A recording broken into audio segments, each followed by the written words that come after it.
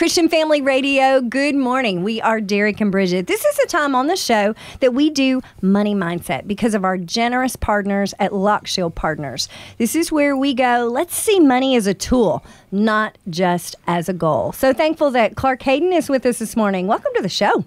We're nearing the moment where we have to pay Uncle Sam if we are needing to pay in our taxes or getting that refund. Either way, Clark, kind of give us the insight on how we can reduce the overall amount of taxes that we're having to pay into the government throughout the year. Yes. Well, that's the magic question. It right? is the How magic can we pay question. less in tax?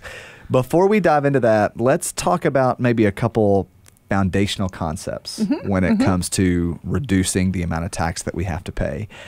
I think it's really important for us to remember that when it comes to managing our resources, tax reduction really should not be the tail that wags the whole dog. Oh, That's just okay. one piece. That's just one piece. And we also want to keep in mind that tax reduction or tax avoidance is different than tax evasion. So by trying to pay less in tax, like just a few letters in there, but no, it's a big few deal, isn't differences. it? We always want to make sure that we are following the rules that have been established. Sure. That should be obvious, but we want to make sure that we keep that in mind.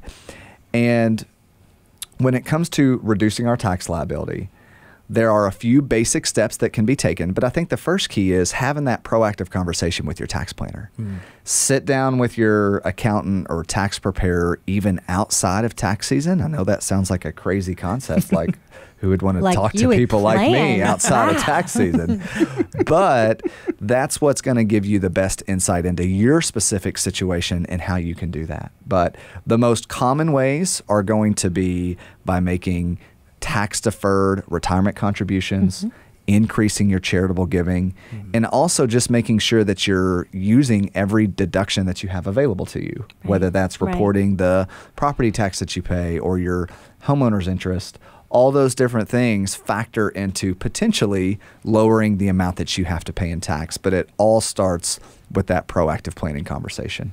Always thankful for the information you give us because that's your expertise, Clark. We're so thankful for Lock Shield Partners. This is where your CFR says we need to look at money as a tool, certainly not just a goal. If you want some more information about what we've been talking about this morning, head on over to our website, ChristianFamilyRadio.com.